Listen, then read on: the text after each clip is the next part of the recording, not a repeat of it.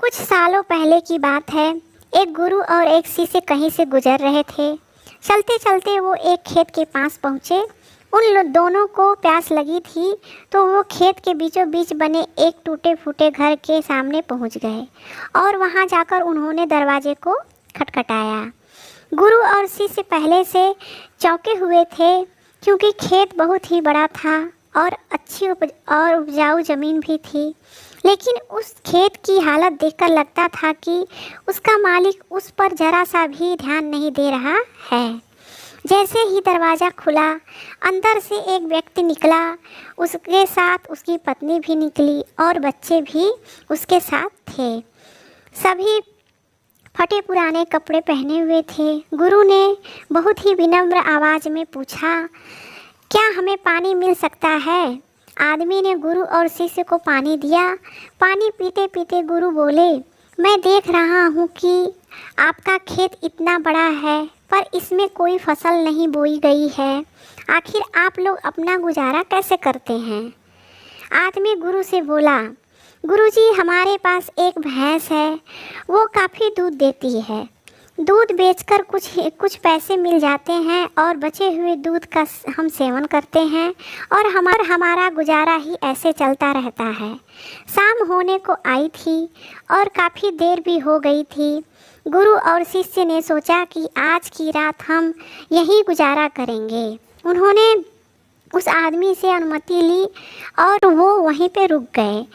आधी रात हो चुकी थी। गुरु ने अपने शिष्य को उठाया और एकदम धीमे से उनके कानों में बोला, चलो हमें अभी यहाँ से निकलना है और चलने से पहले उस आदमी की जो भैंस है उसे हमें ले जाकर कहीं जंगल में छोड़ देना है।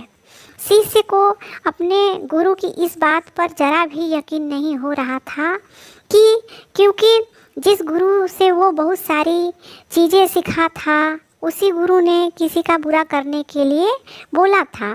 फिर भी वो उसके गुरु थे, इसलिए वो गुरु की बात को मना नहीं करता था। आखिर में गुरु और शिष्य जंगल की ओर निकल पड़े और भैंस को ऐसी जगह पर छोड़ दिया जहाँ से वापस आना मुश्किल था। यह घटना शिष्य के मन में बैठ गई थी और करीब 10 साल के बाद शिष्य एक बड़ा गुरु बना। तब उसने सोचा क्यों ना अपनी गलती को सुधार लिया जाए और उस गलती को सुधारने के लिए उस आदमी से मिला जाए और उसकी आर्थिक मदद की जाए, जिससे उस व्यक्ति की आगे आने वाली ज़िंदगी खुशहाल ज़िंदगी बने। और वो निकल पड़ा उस आदमी की मदद करने के लिए। कुछ समय चलने के बाद वो शिष्य वहीं पहुंच गया जहां वो अपने गुरु के साथ पहले पहुंचे थे, मगर वो फिर चौंक गया। वहां पर उसने देखा बहुत बड़े बड़े से फल के पेड़ लगे हुए हैं। एक बड़ा सा घर बना हुआ है। शिष्य को लगा कि शायद भैंस के चले जाने के बाद वो परिवार सब कुछ बेचकर चला गया होगा, इसलिए वो वापस लौटने लगा। तभी उसने उस आदमी को देखा।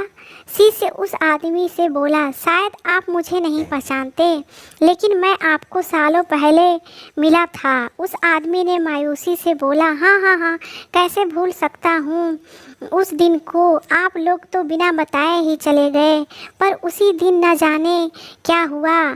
जो मेरी भैंस थी वो जाने कहाँ चली गई और आज तक नहीं लौटी। कुछ दिनों बाद तो मुझे समझ ही नहीं आया कि क्या करना चाहिए, मैं क्या कर पाऊँगा, पर जीने के लिए तो मुझे कुछ न कुछ तो करना ही था। तो लकड़ियाँ काटकर बेचने का मैंने काम शुरू किया और उससे कुछ पैसे मैंने इकट्ठा किए और जो भी मेरे पैसे थे उससे मैंने पहले खेतों में फसल उगाई।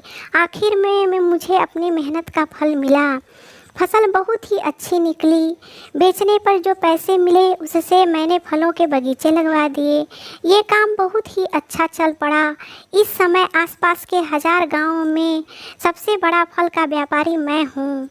सचमुच ये सब कुछ न होता अगर वो भैंस नहीं चली गई होती। क्योंकि उसी के कारण मैं लाचार था और उसी के कारण मैं और कोई काम नहीं करना चाहता था। उसके जाने से मैंने नए रास्ते निकाले जिससे मैं पैसे कमा सकता था और आज मैं एक बहुत ही बड़ा व्यापारी बन चुका हूँ। शिष्य बोले, लेकिन ये काम तो आप पहले भी कर सकते थे। आदमी बोला, कर सकता था, लेकिन तब मेरी ज़िंदगी बिना मेहनत के भी चल रही थी। मुझे कभी लगा ही नहीं कि मेरे अंदर भी इतना कुछ करने की क्षमता है, इसलिए मैंने कोशिश ही नहीं की। लेकिन जब मेरी भैंस चली गई तब मुझे एहसास हुआ कि मैं दूसरा काम भी कर सकता हूँ जिससे मैं अच्छा खासा पैसा कमा सकता हूँ और मेरे बच्चों और पत्नी को और अच्छी ज़िंदगी दे सकता हूँ। इसलिए मुझे कुछ न कुछ तो करना ही था और मैंने तब ठान लिया कि मैं जो भी करूँगा पूरी मेहनत के साथ करूँगा, अपने दम पर करूँगा आज, इसलिए मैं इस मुकाम पे पहुँचा हूँ। दोस्तों, आप भी सोचिए, कहीं आपकी ज़िंदगी में भी तो कोई ऐसी भैंस तो नहीं जो आपको एक बेहतर ज़िंदगी जीने से रोक रही है। उस भैंस ने कहीं आपको बांध कर तो नहीं रखा है। अगर आपको लगे कि ऐसा है तो आगे बढ़िए, हिम्मत करिए और अपनी रस्सी को काटिए, आज़ाद हो जाइए। जो आपके पास है उसे खोने का डर मत पालिए, क्योंकि आपके पास खोने के लिए बहुत ही कम चीज़ें हैं। पर सोचिए, अगर आप कामयाब हो जाएंगे तो पाने के लिए पूरी दुनिया आपके पास है। अपनी ज़िंदगी को एक सफल ज़िंदगी बनाइए और आगे बढ़ते रहिए।